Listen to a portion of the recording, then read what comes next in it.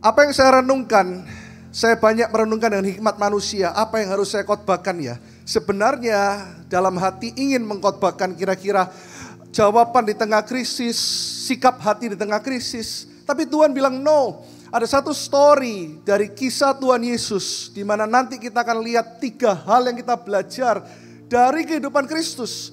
Karena apapun yang terjadi di dunia ini kita mesti tahu bahwa nama Yesus adalah nama di atas segala nama. Dan Tuhan katakan kita tidak perlu tahu segala sesuatu, kita tidak perlu bisa segala sesuatu, kita tidak perlu cakap melakukan segala sesuatu. Tetapi siapalah yang menyertai kita, itu lebih penting dan kita mau kenal Dia. Dan Anda tahu tadi saya katakan hari ini adalah Minggu Palem. Minggu Palem itu adalah 1 minggu sebelum Passover, sebelum hari kebangkitan, di mana Tuhan Yesus dieluk-elukan. Dia masuk di Yerusalem dan semuanya mengeluk-elukan Dia. Kita belajar dari satu perikop, a story about Jesus, tentang ketika Yesus Tuhan ditangkap. Lalu saya akan kasih 3 aplikasinya. Kita eksposisi sedikit dari Lukas 22 ayat 47 sampai yang ke-53 nanti. Yesus ditangkap. Waktu Yesus masih berbicara, datanglah serombongan orang, sedang muridnya yang bernama Yudas, seorang dari ke-12 murid itu, berjalan di depan mereka. Yudas mendekati Yesus untuk menciumnya, katakan menciumnya. Banyak ciuman palsu, hati-hati. Banyak ciuman yang ada maunya, karena Yudas menjual Yesus dengan 30 keping perak. Kita baca sama-sama ayat 48-nya. Yuk, 1, 2, 3. Maka kata Yesus kepadanya, "Hai Yudas, engkau menyerahkan anak manusia dengan ciuman." Kalau kita baca ini 2000 tahun yang lalu, seakan-akan kisahnya biasa. Tetapi waktu saya pelajari di beberapa commentaries, tahu nggak? Yesus tahu Yudas ini pasti akan mengkhianati Dia. Dari hari pertama Yesus memilih murid-muridnya, Yesus tahu. Dan Yesus tahu bahwa Yudas ini akan menjual Dia dengan 30 keping perak. Tetapi semua komentari saya lihat tidak ada satu pun yang menjelaskan Yesus Tuhan kita ngomong kepada Yudas dengan amarah. Layak Yudas dimarahi, layak Yudas dikutuk. Tetapi ketika Tuhan bilang, "Hai Yudas, engkau menyerahkan anak manusia dengan ciuman." Ekspresi Yesus menunjukkan seperti ini. Dalam bahasa Inggrisnya dikatakan, "Hai Judas, are you betraying the Son of Man with a kiss?" Tuhan ngomong dengan gentleness. Tuhan ngomong dengan hati yang mengampuni. Tuhan ngomong dengan hati yang tulus untuk supaya Yudas berubah. Hari-hari ini kita mesti belajar yang namanya forgiveness. Katakan forgiveness. Kalau Anda dikhianati hari ini, siapa yang merasa dikhianati? Semua pasti merasa dikhianati. 1 minggu belakangan ini banyak orang yang merasa dikhianati oleh bursa saham, ya. IHSG anjlok gak karuan. Begitu buka langsung 5.900 dari 6.500 gitu ya. Saham Amerika juga anjlok gak karuan. Cuman beberapa hari lalu katanya konon karena seseorang nge-tweet tiba-tiba naik itu market. Kita merasa dikhianati ya. Tidak ada di dunia ini yang pasti dan kekal. Tidak ada investasi yang pasti dan kekal. Tidak ada tarif dagang yang bisa kekal. Tapi kita mesti percaya apapun yang terjadi di dunia ini, siapapun presiden Indonesia, siapapun presiden Amerika, tidak ada satu pemimpin yang naik tanpa seizin dan kehendak Tuhan. Amin. Kita percaya bahwa ketika kita hidup di dalam Tuhan, kita mesti punya hatinya Tuhan. Saya tahu ada banyak pengkhianatan hari ini. Saya tidak pengen ngomong ini sebenarnya, tapi Tuhan ngomong gini. Ada beberapa orang yang hari ini perlu untuk forgive. Perlu untuk mengampuni. Perlu untuk benar-benar gini, ambil anugerah Tuhan. Ayo semua tangannya gini, ambil anugerah Tuhan untuk hati kita bisa mengampuni. Mungkin Anda tidak bisa mengampuni dirimu sendiri, tapi Tuhan melihat kita ini semua seperti Yudas, bukan? Bahkan kita mungkin sampai hari ini masih mengkhianati Yesus. Kalau kita pun diampuni, seharusnya kita bisa mengampuni orang lain. Ada satu quote yang pernah saya tayangkan beberapa bulan yang lalu, tapi saya ingin ulang supaya Anda tahu. Dan hari ini Anda bisa melepaskan pengampunan atas masa lalumu. Terutama Anda bisa melepaskan pengampunan atas dirimu sendiri. Anda tahu Anda gagal. Mungkin hari ini investasimu anjlok gak karuan. Mungkin portfoliomu sudah minus 70%. Anda merasa gagal, Anda tidak bisa ampuni diri sendiri. Anda tidak bisa ampuni kegagalanmu, perceraianmu di masa lalu. Anda tidak bisa ampuni anak-anakmu ataupun papamu yang telah menyakiti engkau. Dan dia saat ini sudah tidak ada di dunia lagi. Ada banyak hal dalam hatimu yang Anda perlu minta anugerah Tuhan dan hati Tuhan. Kita baca sama-sama dalam bahasa Inggris 1, 2, 3. To be a Christian means to forgive the inexcusable because God has forgiven the inexcusable in you. Kita baca bahasa Arabnya, bahasa Indonesianya ya. Ayo 1, 2, 3. Menjadi seorang Kristen apa? Berarti mengampuni kesalahan yang tidak dapat dimaafkan. Karena Tuhan telah mengampuni kesalahan yang tidak dapat dimaafkan di dalam diri Anda. Kita tidak bisa bilang gini, ya enggak tak ampunilah, wong dia enggak cingli. Kata mengampuni itu sudah menunjuk kepada kita bisa menerima orang yang enggak cingli. Kalau kita bisa menerima orang yang cingli, dunia juga bisa.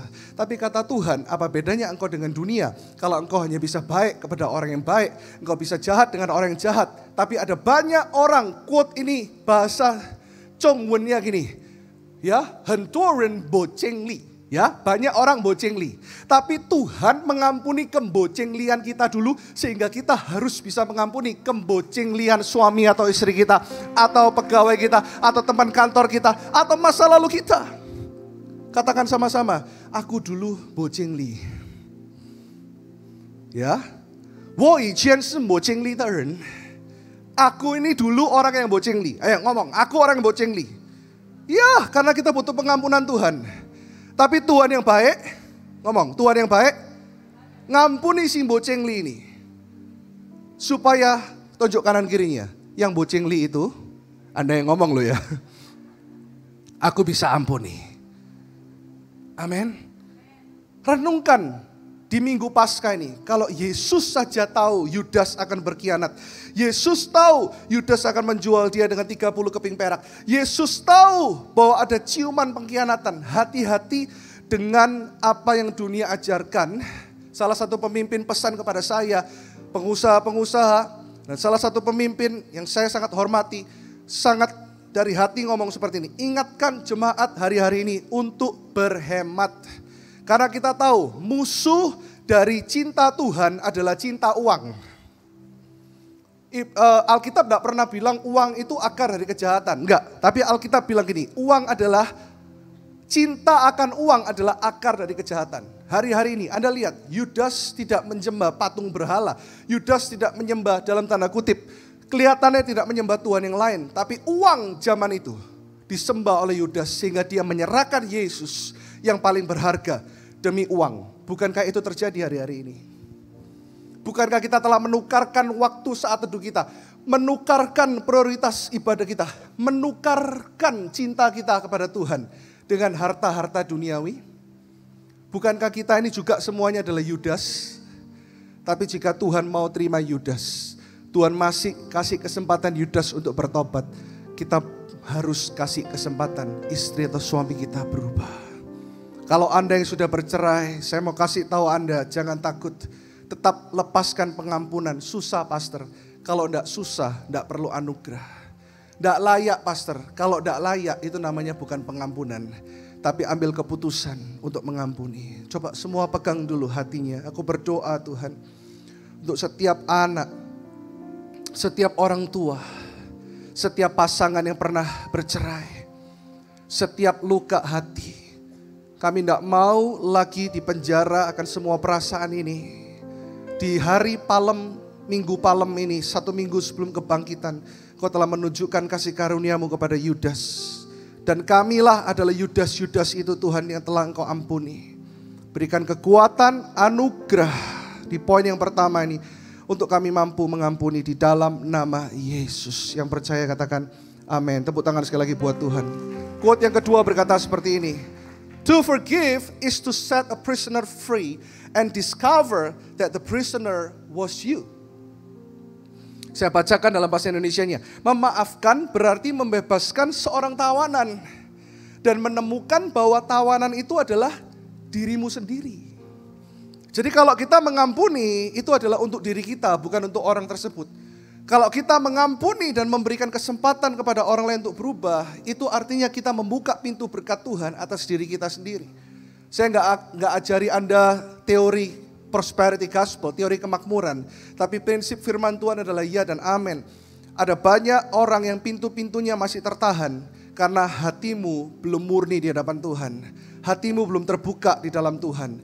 Hatimu belum benar-benar seperti Kristus. Di tengah-tengah krisis ini, story about Jesus, poin yang pertama, mari kita memiliki hati seperti Kristus. Hati yang selalu merasa cukup. Ingat doa Tuhan ya, berikanlah kami makanan kami pada hari ini yang secukupnya. Rasa cukup ini penting di tengah-tengah krisis ini Bapak Ibu. Do not spend too much.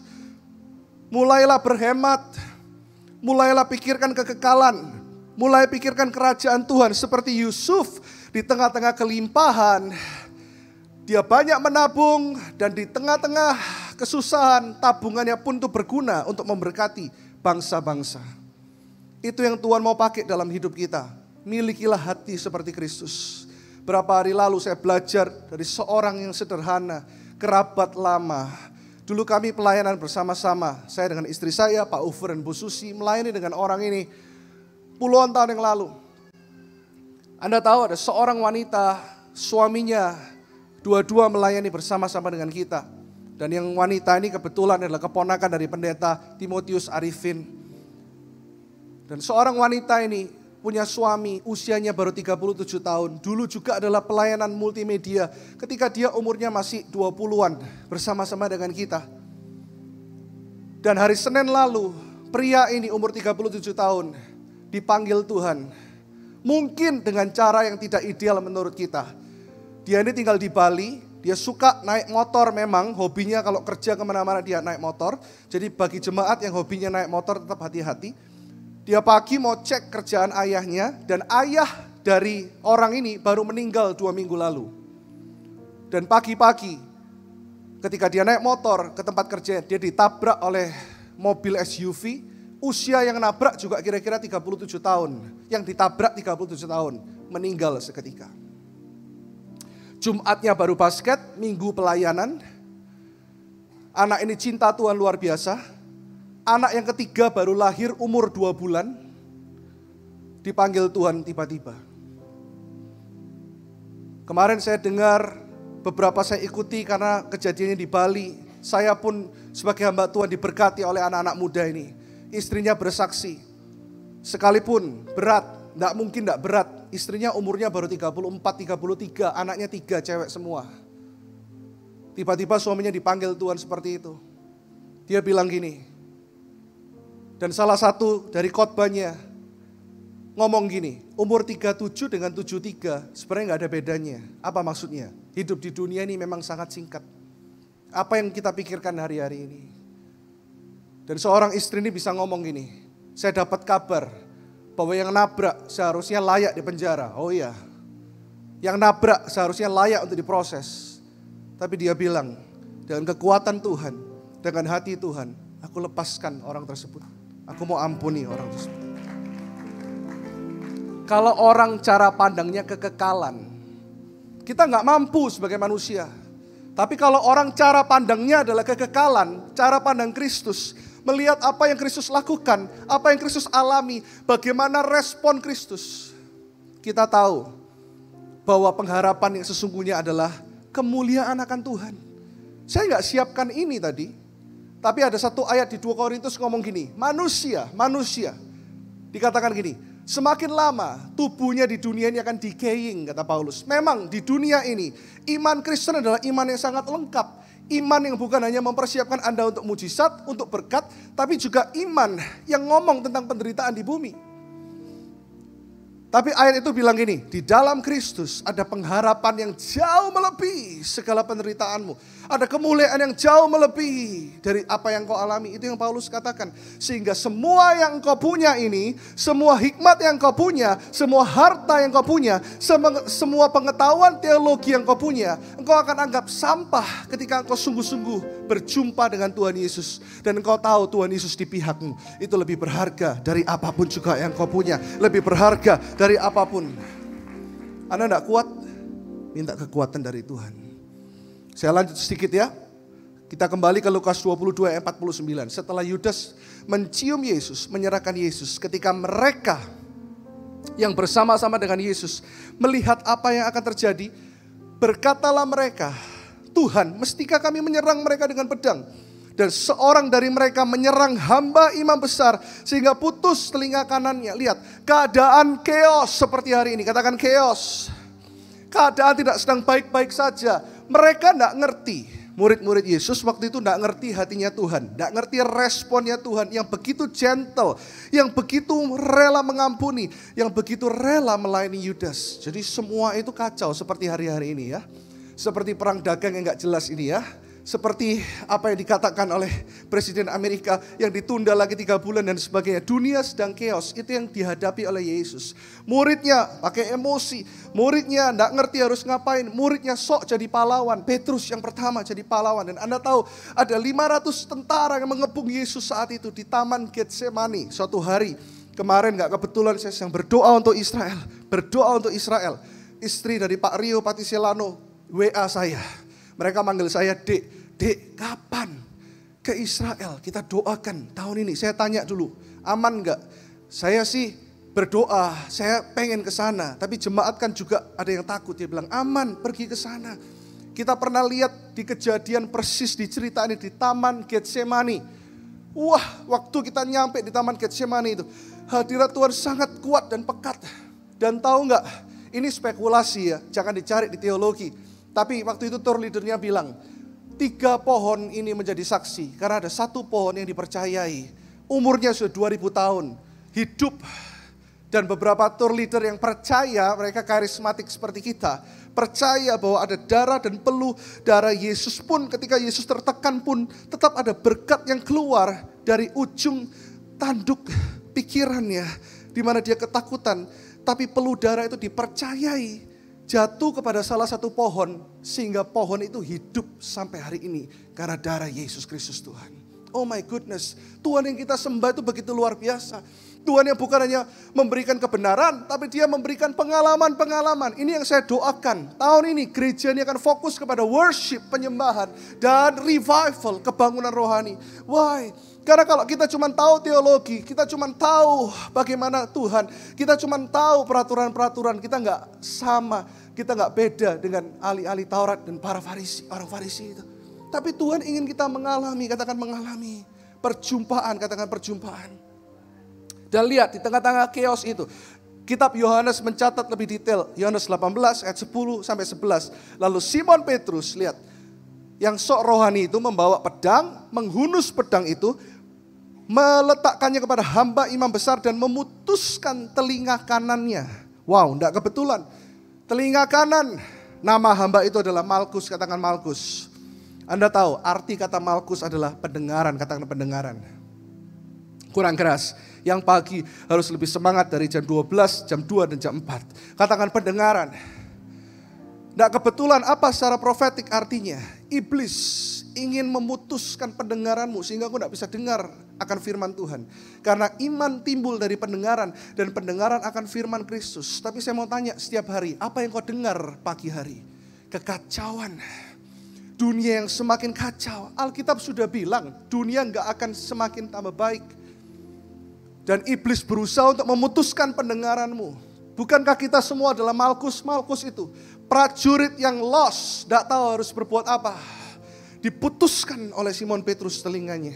Tapi lihat apa yang Yesus lakukan. Ingat ya, waktu itu saya membayangkan di Taman Getsemani itu. Sekarang sudah jadi gereja karena bangunan-bangunan di Israel yang dipercaya di mana Tuhan kita ada di sana. Dibangun gereja di atasnya. Dan waktu itu beberapa umat yang saya layani mereka ikut. Mereka saking tidak tahannya mereka berlutut dan mencium. Sekalipun ada orang mungkin yang bilang gini, kita jangan ngejudge ekspresi orang menyembah ya. Halah sok-sokan atau halah too much. Tapi mereka tahu peluh darah Yesus pernah jatuh. Dan Tuhan di tengah-tengah kekacauan, di tengah-tengah badai dunia, di tengah-tengah krisis dunia, di tengah-tengah dunia yang tidak semakin baik, di tengah-tengah dia dikepung oleh 500 lebih prajurit, dan plus imam-imam besar, plus murid-muridnya kacau, dia tetap tenang. Dan dikatakan, kita kembali ke Lukas 22 ayat 51. Apa yang Yesus lakukan di tengah-tengah itu? Apa yang Yesus lakukan di tengah-tengah kekacauan itu? Tapi Yesus berkata, sudahlah itu. Seperti ketika ada badai, apa yang Tuhan lakukan? Tidur, rest. Siapa yang punya damai sejahtera seperti itu? Deposito kita gak akan pernah bisa berikan kita rasa aman seperti itu. Ada banyak konglomerat dunia yang mau meninggal, mereka berkata, kalau seandainya waktu bisa dibalik, aku memilih menjadi pegawai biasa, tapi hubunganku dengan anakku baik-baik saja. Daripada aku punya semua ini, tapi hidupku sia-sia. Ini yang ngomong bukan orang Kristen. Tapi kita mesti tahu di dalam hati setiap orang, Kristen ataupun bukan, selalu ada lubang yang kosong, yang hanya bisa diisi oleh damai sejahteranya Tuhan. Tidak bisa diisi oleh yang lain. Tuhan berkata, sudahlah. Ia menjamah telinga orang itu dan menyembuhkannya. This is crazy. Saya tadi katakan gini ya, chaos, semua muridnya bertengkar. Kita harus apa ya? Semua prajurit menyerang Tuhan. Semua imam besar bawa petisi untuk tangkap Tuhan. Tapi di tengah-tengah chaos hari ini, di tengah-tengah badai yang kita hadapi hari ini, di tengah dunia yang tidak menentu, Tuhan bilang, masih ada mujizat. Masih ada pemulihan, masih ada restoration, masih ada kesembuhan, masih ada berkat di balik semua badai. Poin yang kedua, mari kita memiliki damai sejahtera Kristus hari-hari ini. Di tengah-tengah kekacauan dunia ini, mari kita katakan, oh Tuhan, pakailah hidupku.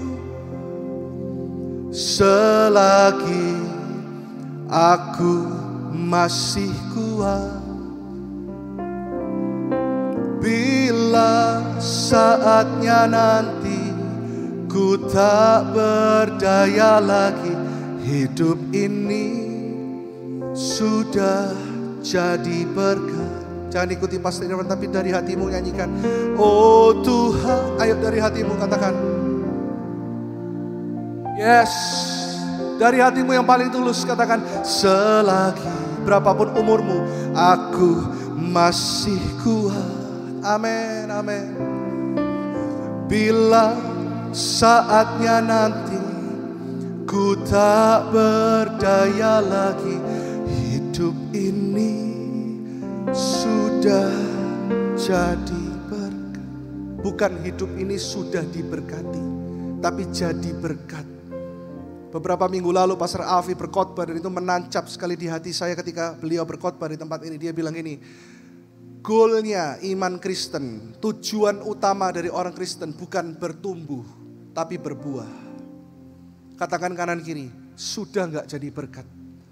Katakan, sudah gak jadi berkat. Dan di poin kedua ini kita belajar, damai sejahtera Kristus yang Pastor Irwan ngomong. Damai sejahtera yang seperti apa? Lanjut. Ini yang Tuhan katakan di tengah-tengah dunia yang tidak menentu ini. 2000 tahun yang lalu. Kita baca ayatnya sama-sama. Multimedia. Yohanes 14 ayat 27. Ini yang Kristus katakan kepada New Life Church. Damai sejahtera ku tinggalkan bagimu. Kita baca sama-sama 1, 2, 3. Damai sejahtera ku berikan kepadamu. Dan apa yang ku berikan tidak seperti yang diberikan oleh dunia kepadamu. Apa yang aku berikan tidak seperti tabunganmu, tidak seperti depositomu, tidak seperti apapun investasimu. Janganlah gelisah dan gentar hatimu. Wow, bahasa Inggrisnya dikatakan lebih jelas. Peace I live with you. Damai sejahtera ku tinggalkan bagimu. My peace. Wow, damai sejahtera apa yang kita miliki dalam Kristus? Damai sejahteranya Kristus. My peace. Di tengah-tengah badai, saya pun ada di Danau Tiberias itu. Dan saya nostalgia ketika saya lihat 3 kali saya ke Israel, 3 kali saya tetap nangis. Di tengah-tengah badai jam 3 pagi, mungkin pernikahanmu mengalami jam 3 subuh. Apa artinya jam 3 subuh? Artinya tidak ada seorang pun yang berjaga-jaga. Itu adalah malam yang paling gelap. Alkitab ini luar biasa ya. Semua jam, semua tulisan ada artinya. Dan di 3 subuh itu, ketika murid-murid terombang-ambing, ketika gak ada orang yang peduli dengan hidupmu, orang gak tahu masa lalumu, orang gak tahu kepahitanmu, orang gak tahu lukamu, Tuhan katakan, my peace, damai sejahteraku, aku tinggalkan kepadamu. Dan damai sejahtera yang aku berikan, tidak seperti apa yang dunia tawarkan. Tepuk tangan yang dahsyat buat Tuhan, come on. Apakah kita masih terbuai dengan apa yang dunia tawarkan? Atau kita benar-benar berkata, Tuhan, hanya Engkau satu-satunya. Kata Paulus, yang lain aku anggap sampah. Tapi pengenalan akan Kristuslah yang paling berharga dalam hidupku. Katakan His peace, katakan damai sejahteranya is in me. Dan di tengah-tengah badai itu, Tuhan cuma ngomong gini, selain dia berjalan di atas air, ketika dia di atas perahu, di kisah badai itu, dia berkata, Shalom, peace. Setiap hari ketika Anda tidak tahu harus bagaimana, saya pendeta, saya juga manusia, saya punya masalah, saya punya kekhawatiran. Beberapa hari ini banyak hal yang ada di pikiran saya yang saya tidak bisa ungkapkan. Saya share dengan salah satu pemimpin di tempat ini. Ada banyak tekanan, ada banyak ini dan itu yang saya khawatirkan tentang gereja Tuhan. Tapi Tuhan cuma ngomong gini, kalau kamu khawatir, kamu tidak menempatkan aku sebagai Tuhan lagi. Itu membuat aku tenang. Ketika kita khawatir, artinya gini, kita sedang tidak menempatkan Yesus sebagai Tuhan lagi. Tapi di tengah-tengah kehidupanmu yang terombang-ambing, di tengah-tengah perahumu yang terombang-ambing, asal ada Yesus, satu kata dari mulut Tuhan, Shalom, peace be with you. Semuanya akan menjadi penuh dengan damai sejahtera. Semuanya akan baik-baik saja. Katakan kanan kiri, semuanya akan baik-baik saja. Everything is going to be alright. Hari-hari ini, cling on God, pegang Tuhan, jangan pegang yang lain.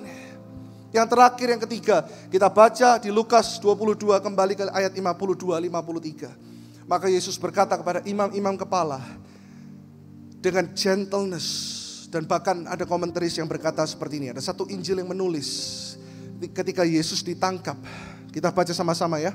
Dan kepala-kepala pengawal bait Allah serta tua-tua yang datang menangkap dia katanya, sangkamu aku ini penyamun? Tuhan ngomong dengan gentle, tanpa ketakutan. Sangkamu aku ini penyamun ya? Kepada 500 prajurit itu. Maka kamu datang lengkap dengan pedang dan pentung. Padahal tiap-tiap hari aku di tengah-tengah kamu di bait Allah. Dan kamu tidak menangkap aku. Ini kata yang luar biasa. Kamu tidak menangkap aku. Tetapi inilah saatnya kamu. Heran ya. Di bait Allah Tuhan ngomong itu belum waktunya. Tapi di sini Tuhan perintahkan. Ini ada kalimat perintah. Ini saatnya kamu. Berarti Tuhan itu bukan ditangkap. Tuhan yang menyerahkan hidupnya dengan keputusannya untuk ditangkap. Tepuk tangan yang dahsyat buat Tuhan. Come on, church. Di saat gak ada orang yang pedulikan kita. Di saat hidup kita ada di dalam sumur yang paling dalam. Ada orang yang berkata, 2000 tahun yang lalu, ini saatnya kamu menangkap aku. Dan inilah kuasa kegelapan itu. Tuhan tahu saatnya dia mati. Ada ayat yang sampai hari ini, Bapak Ibu, menyentuh hati saya. Di saat saya lemah, di saat saya tidak kuat, di saat saya ingin lari dari semua pelayanan, di saat saya tertekan, saya ingat Yesus pernah ngomong gini. Yohanes 10 ayat 17-18.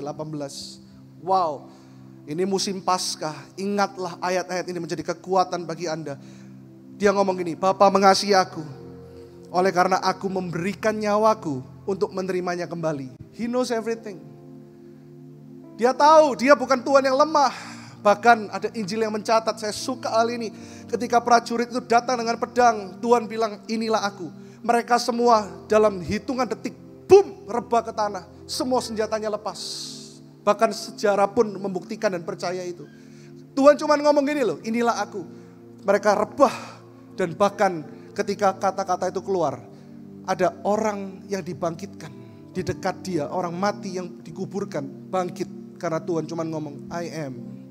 I am adalah nama Yahweh, nama Yeshua, nama Yesus. Hari ini dia bilang, ini loh aku. Dia yang menyerahkan, melainkan aku memberikannya. Lihat, bahasa Inggrisnya dikatakan gini, I give my life because I'm willing to give it. Aku berkuasa memberikannya. Lihat, dan berkuasa mengambilnya kembali. Inilah tugas yang kuterima dari Bapakku. Hari ini apa yang kita takut? Masa kita kalah sama Cik Mek Hong? Ku menang, nyanyikan Daniel lagu itu. Bersama Yesus Tuhan, perang jatuh semua itu. Masa kita kalah sama Cik Mek Hong? Katakan kanan kiri, kamu bukan Cik Mek Hong, kamu Cik yang diurapi, Ko yang diurapi. Masa kita gak percaya kepada perkataan Tuhan? Kalau kita sedang takut, salah satu ayat Yesaya 60 kita baca. Kita percaya kedaulatan Tuhan, Yesaya 60 ayat 1-3. Kita baca sama-sama, ini ayat tambahan. Kemuliaan Sion yang akan datang. Bangkitlah kata Tuhan, menjadi teranglah di tengah-tengah krisis ini. Dan kemuliaan Tuhan terbit atasmu. Ini perkataan Yesus loh. Sebab sesungguhnya, lihat, kegelapan menutupi bumi. Memang bumi ini gelap. Kita jangan bilang terang. Gak gelap kok, itu halu. Dan kegelapan menutupi bangsa-bangsa. Tapi, katakan tetapi. Hidup kita masih ada kata tetapi, katakan tetapi. Terang Tuhan terbit atasmu.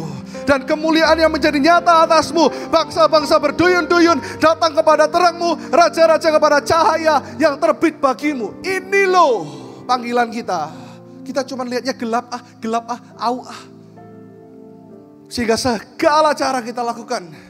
Tapi Tuhan bilang tenang, firman Tuhan berkata memang kegelapan akan memenuhi bumi. Tapi terang Tuhan akan terbit atasmu. Ibrani 12, ini kekuatan juga bagi Anda. Lihat, ini nubuatan Tuhan bagi dunia ini ya. Anda boleh capture, renungkan di rumah, live group, khotbahkan ini. Waktu suaranya mengoncangkan bumi. Tetapi sekarang ia memberikan janji. Ia itu Tuhan, Yesus satu kali lagi. Aku akan menggoncangkan bukan hanya bumi saja, melainkan langit juga. Ini ngomong soal penghulu di udara. Semua sistem di dunia ini Tuhan katakan, aku akan goncangkan sekali lagi. Ungkapan satu kali menunjuk kepada perubahan pada apa yang dapat digoncangkan. Lihat, aku akan menggoncangkan, ini bahasa terjemahan sederhananya. Apa yang dapat digoncangkan. Karena ia dijadikan supaya tinggal tetap.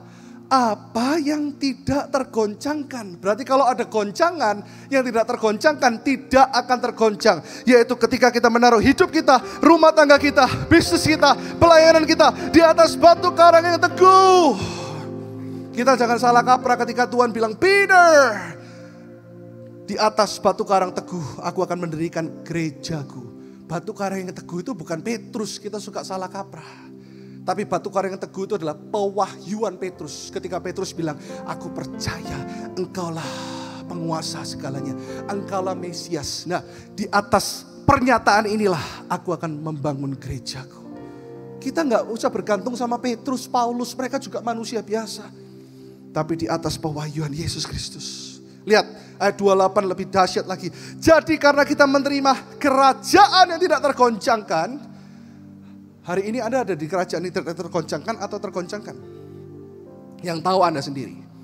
Tapi kalau Anda tahu bahwa hidupmu ada dalam kerajaan yang tidak tergoncangkan, marilah kita mengucap syukur dan beribadah kepada Allah menurut cara yang berkenan kepadanya dengan hormat dan takut. Hormat dan takut bahasa aslinya hormat dan dengan syahdu percaya kepada Dia. Kadang kita bisa percaya dengan omongan manusia. Saudari saya pelayanan di Jakarta, ada salah satu pengusaha hebat orang Jakarta. Dia pengen ngomong sama kita di saat-saat flight kita jam 1 siang, jam 11 kurang kita masih ada di rumahnya di daerah Karawaci. Anda bisa bayangkan. Karena saya punya hubungan baik, saya ini orangnya apa adanya, saya cuma ngomong, Pak, saya telat loh Pak. Enggak, I masih mau ngomong sama you. Kan ketemu you jarang-jarang. Saya pengen tahu kebangunan rohani itu seperti apa. Makan di rumahnya saya, bisi istri saya. Iki ya opo rek. Jam 1 pesawat ya, jam 11 kurang. Saya ngomong lagi, Pak saya ada pelayanan besok. Pak saya nanti telat loh. Tenang. Dia panggil asistennya. Namanya juga Irwan, kurang asem. Irwan sini. Wah, gitu ya. Flightnya GA 380 jam 1. Ini katanya iya. Ke Surabaya. Oke. You tahan dulu. Saya mikir, saya kan polos. Maksudnya, I masih mau ngomong sama you. Kalau domestik, I masih bisa tahan lah. Kalau sekarang internasional agak rese. Sambil ketawa, hahaha, sayang.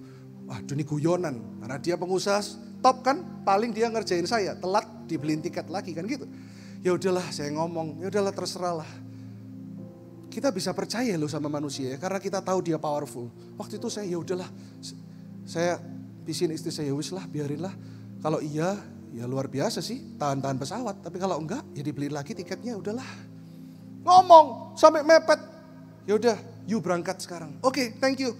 Waduh, dia stand for rider, dia helikopter, oh helinya penuh pak, oh ya nggak bisa mepet, ya udah for rider.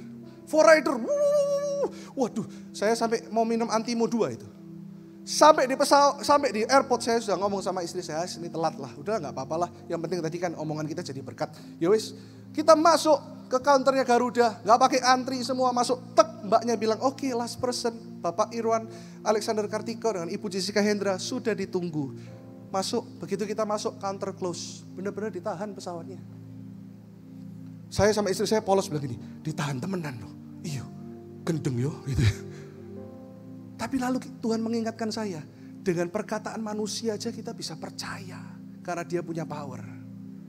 Apalagi perkataan Tuhan yang namanya adalah di atas segala nama dan dia adalah orang yang tidak terkalahkan. Dia pribadi yang layak terima segala hormat, pujian, kemuliaan kekal. Tidak ada orang lain, tidak ada sosialita manapun, tidak ada pengusaha terkenal manapun yang bisa mengalahkan kuasa Tuhan. Karena dia berkata, aku adalah Alfa dan Omega, aku yang punya langit dan bumi. Bahkan bumi hanyalah tumpuan satu kakiku. Gila enggak loh? Itulah Tuhan yang kau sedang sembah. Makanya mulai minggu depan jangan telat.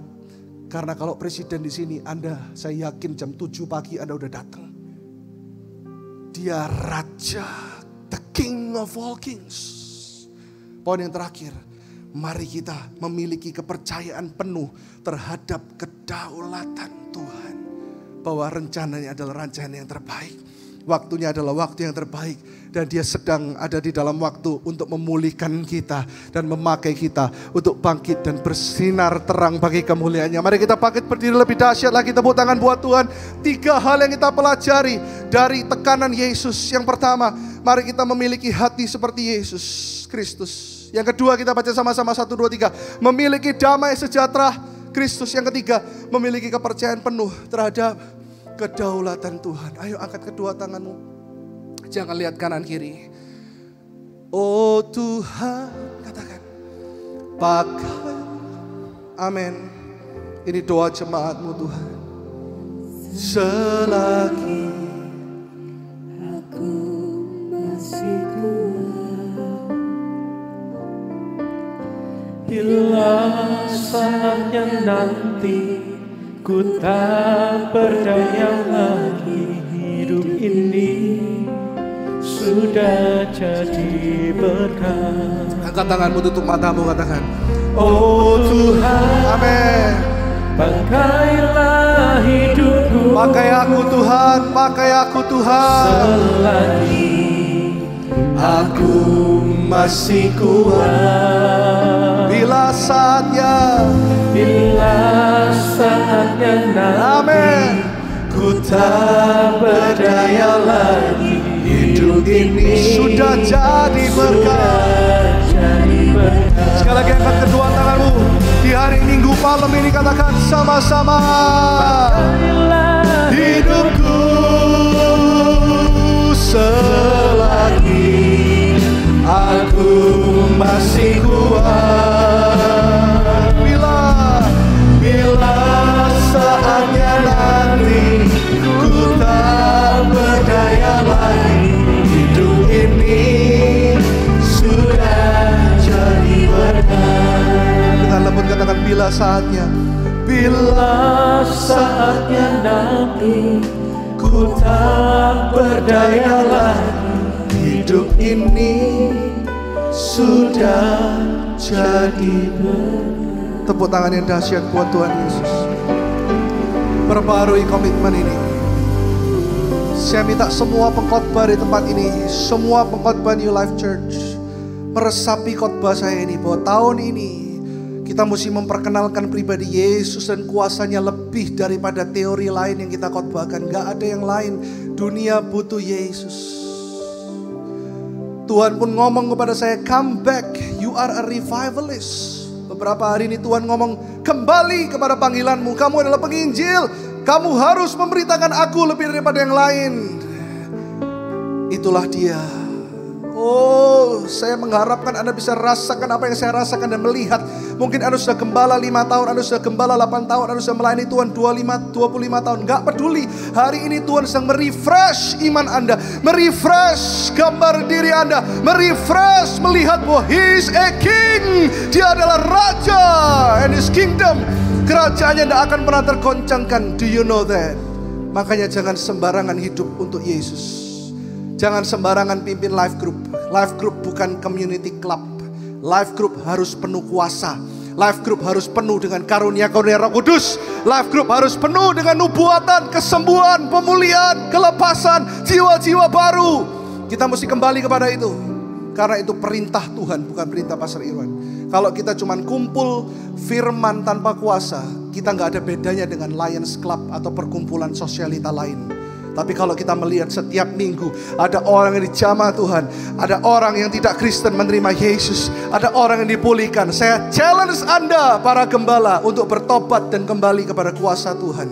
Tuhan sedang mau pakai gerejanya. Gereja sudah semakin enak-enakan, gereja sudah semakin entertainment, gereja sudah semakin sembarangan lihat kuasa Tuhan. Gereja bahkan cuma kumpul-kumpul kasih persembahan dengar firman. Tuhan tidak mau itu.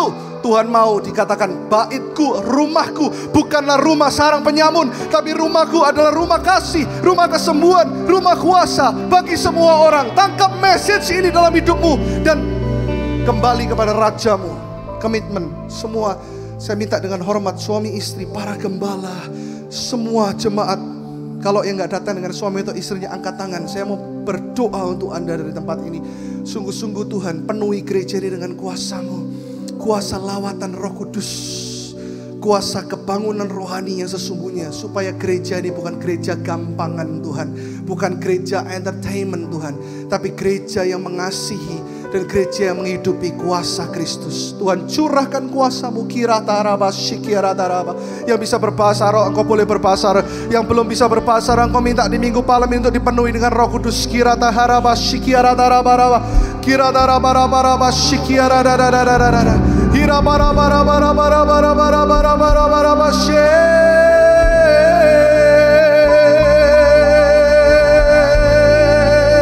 penuhi gereja-Mu, penuhi gereja-Mu dengan hatimu, penuhi gereja-Mu dengan pertobatan, penuhi gereja-Mu dengan roh penginjilan, penuhi gereja-Mu dengan hadirat Tuhan, penuhi gereja-Mu dengan kesadaran. Ada jutaan jiwa yang belum diselamatkan, ada jutaan jiwa yang masih terhilang. Penuhi kami Tuhan, pakai kami Tuhan, pakai bisnis kami, keluarga kami, pekerjaan kami, kehidupan single kami, segala sesuatu dalam hidup kami. Tuhan sedang pulihkan Engkau. Berjumpalah secara pribadi, karena aku bukan gembalamu, Yesuslah gembalamu. Aku bukan pemimpinmu, Yesuslah pemimpinmu. Dengar baik, akulah bukan panutanmu, Yesuslah panutanmu. Hiduplah untuk terus meresapi kasih Tuhan ini. Saya minta ya, please semua gembala-gembala, semua pelayan Tuhan, hari ini tangkap message ini. Kita semua harus kembali kepada hatinya Tuhan. Di dalam nama Yesus, yang percaya kita diurapi, diberkati, dipulihkan sama-sama katakan amin. Yang mau dipakai Tuhan lebih dahsyat lagi katakan amin. Yang percaya kuasa akan kembali ke dalam gereja katakan amin. Kesembuhan akan terjadi tiap minggu, pemulihan akan terjadi tiap minggu, kelepasan akan terjadi bagi orang-orang di luar sana. Katakan kanan kiri 5 orang, katakan persiapkan dirimu. Haleluya, persiapkan dirimu. God bless you. Silakan duduk.